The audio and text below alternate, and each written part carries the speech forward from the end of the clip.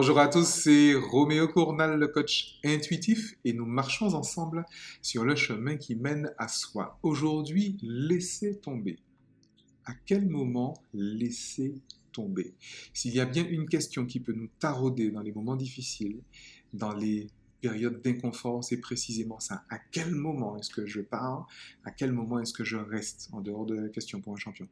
À quel moment est-ce que il vaut mieux que je parte ou à quel moment est-ce qu'il vaut mieux que je reste? Alors, petit révélateur hein, comme ça dans la vie de tous les jours, petit cadeau. Lorsque vous-même vous vous demandez si vous êtes en train de faire un caprice ou lorsque quelqu'un d'autre vient vous dire que vous êtes en train de faire un caprice, c'est très certainement précisément qu'il vaut mieux partir. Pourquoi? Du point de vue où je regarde, un caprice, ça n'existe pas. D'accord? Est défini comme un caprice la liberté que l'on prend par rapport à un ordre établi. D'accord? Et si c'est un ordre établi, c'est que ça ne vient pas de vous. Et donc, ce n'est pas votre soi authentique. Ce n'est pas votre âme qui vous parle. D'accord? Au-delà de cet aspect purement anecdotique du caprice, mais qui, encore une fois, est important et révélateur. Hein. Vous savez, le gros avantage de se connaître, le gros avantage de connaître son système de valeurs, le gros avantage de connaître son ikigai, de connaître ses neuf intelligences, etc. Le gros avantage de se connaître soi-même, connais-toi toi-même, on vous le répète depuis des millénaires. Le gros avantage, c'est quoi? C'est que précisément, ça vous évite le burn-out. Ça vous évite de rencontrer votre PN préféré. Ça vous évite la dépression. Ça vous évite de développer un cancer ou une maladie auto-immune ou que sais-je encore. Ça peut être sympa. Parce qu'en fait, en vrai, regardez bien. Il n'y a aucune qualité, aucun héroïsme, aucun courage à serrer les dents. Aucun. Mais absolument pas. Il n'y a aucun intérêt à s'adapter à une situation inconfortable. Souvenez-vous de ce livre magnifique de Olivier Cléin, La grenouille qui ne savait pas qu'elle était cuite. Vous mettez une grenouille dans de l'eau à température ambiante et petit à petit, vous faites chauffer l'eau.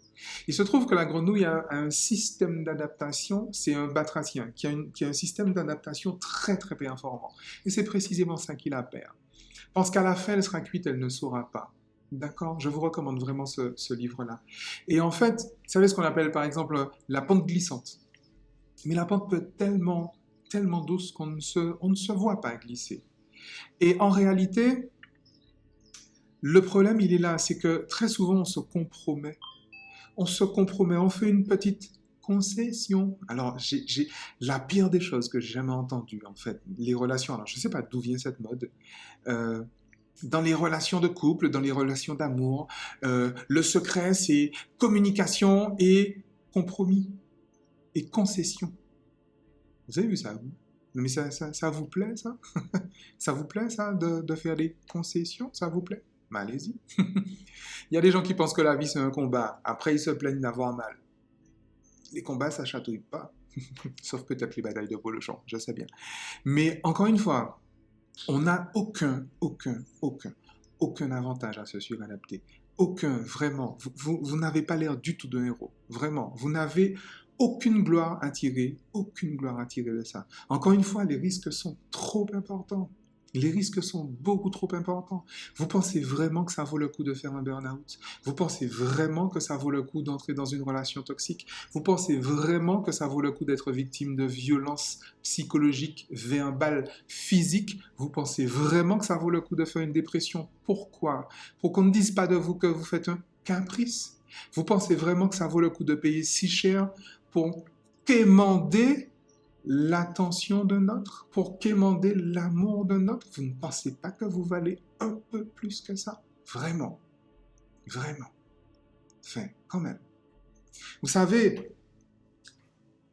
si j'accompagne précisément des personnes depuis 20 ans passés, c'est précisément dans ce but-là qu'elles se connaissent elles-mêmes, qu'elles connaissent leur propre système de valeurs, qu'elles sachent à partir du moment où elles font un choix, elles savent à quel moment elles s'éloignent d'elles-mêmes et donc elles risquent de souffrir, et à quel moment elles vont vers elles vont vers leur soi authentique, elles vont vers leur épanouissement, elles vont vers leur bonheur. Entre la souffrance et le bonheur, perso, je préfère le bonheur. Mais il y a des gens qui préfèrent la souffrance, je respecte ça. Il n'y a pas de problème. Personne n'est obligé d'être heureux sur cette terre.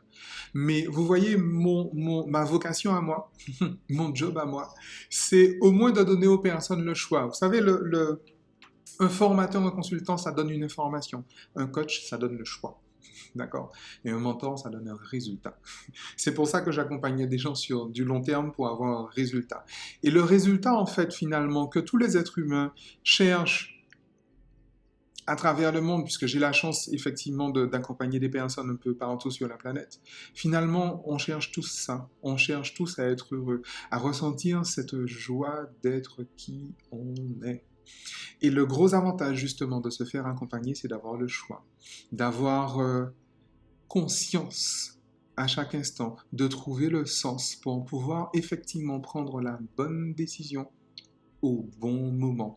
Alors, en français courant, prendre la bonne décision, la capacité à prendre la bonne décision, ça s'appelle l'intelligence. D'accord? Dans un langage un peu plus biologique, l'intelligence, c'est la capacité à échapper à l'éradication. Bon. Mais en français courant, ça s'appelle prendre la bonne décision. Et prendre la bonne décision, généralement, la décision qui est bonne, c'est la décision qui concourt précisément à l'expression authentique de soi. C'est celle-là, la bonne décision. Jamais une autre. Jamais.